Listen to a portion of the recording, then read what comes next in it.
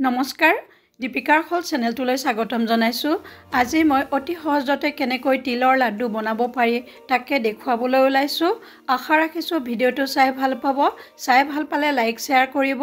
তেন্তে বলকচোন বেছি পলম নকৰি আমি ভিডিওটো আৰম্ভ কৰো। ইয়াৰ বাবে মই প্ৰায় 200 গ্ৰাম মান তিল লৈছো। তিলখিনি ভালকৈ ধুই শুকুৱাই লৈছো ৰ'দত। আকৌ মই প্ৰায় 100 গ্ৰাম মান গুৰ মিঠৈ লৈছো। 200 গ্ৰাম তিলত মই 100 গ্ৰাম গুৰ মিঠৈ লৈছো। মিঠৈখিনি মই সৰু সৰুকৈ কাটি লৈছো। এতিয়া মই তিলখিনি ভালকৈ ভাজি লম। প্ৰথমতে মই তিলখিনি ভাজি লম। এয়া তিল ভাজিবৰ কাৰণে মই কেৰাহী পাতি দিছো। কেৰাহীটো গৰম হৈছে। এতিয়া তিলখিনি মই দি দিছো। তিলখিনি লো টু মিডিয়াম ফ্লেমত ভাজি ল'ব লাগে। যদি আমি গেছৰ ফ্লেমটো হাই কৰি দিওঁ তিলখিনি হয়তো পুৰা যাব পাৰে আৰু তিতাও লাগিব পাৰে। তিল কেনেকৈ ভাজিব লাগে আপোনালোকে চাগে জানে আটায়ে। যিসকলে তিল ভাজিব নাজানে তেওঁলোকক মই কম কেনেকৈ ভাজা হয়। তিলখিনি ভাজি থাকোঁতে সুন্দৰ গোন্ধ এটা ওলাব আৰু তেতিয়া আঙুলিৰে মোহাৰি চাই যদি তিলখিনি গুৰি হৈ যায় তেতিয়া তিল ভাজা কামটো হোৱা বুলি ভাবিব। প্ৰায় 4-5 মিনিট ভাজাৰ পিছত তিলখিনিৰ পৰা সুন্দৰ এটা গোন্ধ আহিছে। এতিয়া মই আঙুলিৰে মোহাৰি চাম। এয়া মই দুটামান তিল লৈ আঙুলিৰে মোহাৰি চাইছো। ধুনীয়াকৈ গুৰি হৈ গৈছে আৰু এখন মই চামুচতো আপোনালোকক দেখুৱাই দিম কেনেকৈ গুৰি হৈ যায়। এতিয়া মই চামুচখনত কেইটামান তিল লৈ হাতেৰে মোহাৰি দিম। এয়া দেখিছেনে ধুনীয়া গুৰি হৈ গৈছে। তাৰ মানে মোৰ তিলখিনি ভাজি হৈ গ'ল। এতিয়া মই গেছৰ পৰা নমাই থম। তিলখিনি মই সেপাৰেট কৰি থলো। সেই একেটা কেৰাহীতে মই মিঠৈখিনি দিছো।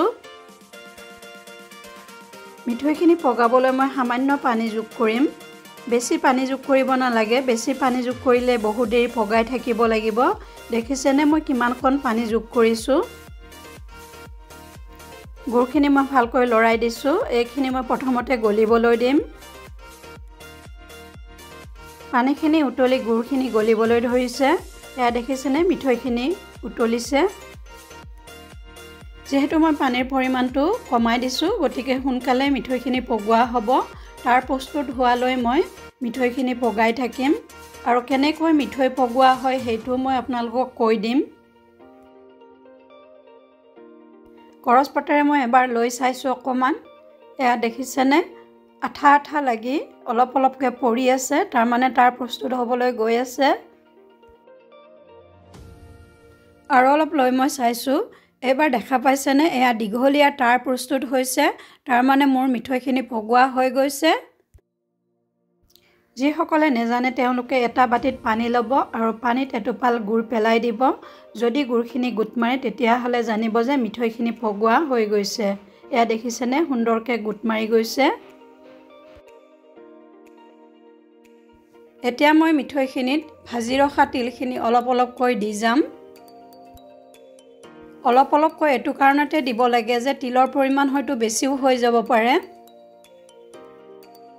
মই আৰু অলপ তিল যোগ কৰিছো। গোটেইখিনি মই দিয়া নাই। আৰু অকমান মই তিল যোগ কৰিছো। এয়া মই অকমান দি দিছো আকৌ। মন কৰিব যে এই অৱস্থাত গেছৰ ফ্লেমটো একেবাৰে লো ৰাখিব লাগে।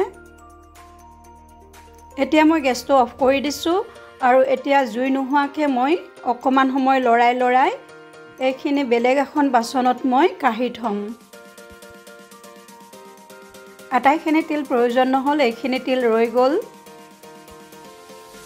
এতিয়া কেৰাহীৰ পৰা তিলখিনি মই কাঁহী এখনতে উঠাই ল'ম। কাৰণ কেৰাহীত থাকিলে তিলখিনি একেবাৰে টান হৈ যাব পাৰে।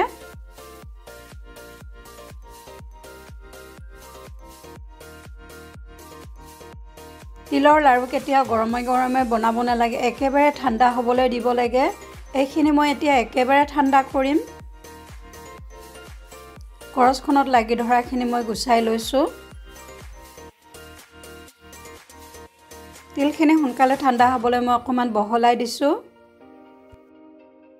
তিলৰ লাডু বনাবলৈ হ'লে তিলখিনি একেবাৰে ঠাণ্ডা কৰি ল'ব লাগে আৰু তেতিয়া ধুনীয়াকৈ মিঠৈৰ আঠাটো লাগি ধৰে। এনেকৈ মই অলপ দেৰি ঠাণ্ডা হ'বলৈ দিম। হাতেৰে চুই চাইছোঁ ধুনীয়া ঠাণ্ডা হৈছে। এতিয়া মই লাড়ু বান্ধি যাম অলপ অলপকৈ লৈ। হাতৰ তলুৱাত মই অলপ তেল সানি লৈছোঁ। তিলৰ লাডু বৰ বেছি ডাঙৰ বনাব নালাগে, অলপ অলপ ল'লে সুন্দৰ লাডু এটা হয়। এতিয়া মই অকণমান লৈছোঁ আৰু লাডু আকাৰত চেপ দি গৈছোঁ। দুই হাতৰ তলুৱাৰেও মিহি কৰি দিব পাৰে, নিদিলেও কথা নাই বাৰু।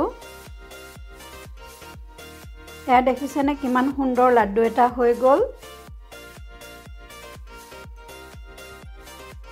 মই আৰু এটা লাড়ু বনাই দেখুৱাই দিম। লগতে মই এটা কথা কওঁ, তিলৰ লাড়ু বনালে একেবাৰে টান কৰি নেপেলাব, একেবাৰে লিকতা হৈ গ'লে কিন্তু বনাবলৈ নোৱাৰিব। এইটো লাড়ু মোৰ বনাই হৈ গ'ল। সেই একে পদ্ধতিৰে মই আটাইখিনি লাড়ু বনাই ল'ম। দেখিছেনে মোৰ প্ৰায় আধা লাড়ু বনাই হৈ গৈছে। চাওঁতে চাওঁতে মোৰ আটাইখিনি লাড়ু বনাই হৈ গ'ল। লাড়ুখিনি প্লেটত ৰাখোঁতে অলপ ফাক ফাককৈ ৰাখিব লাগে, গাত গা লাগিব নালাগে। দেখিলেনে মই কিমানখিনি লাড়ু পালোঁ। আপোনালোকে ক'ৰ পৰা ভিডিঅ'টো চাই আছে কমেণ্ট বক্সত কমেণ্ট কৰি জনাবচোন। আৰু কেনেকুৱা ধৰণৰ ভিডিঅ' চাবলৈ পচন্দ কৰিব তাকো ক'ব, মই বনাবলৈ চেষ্টা কৰিম।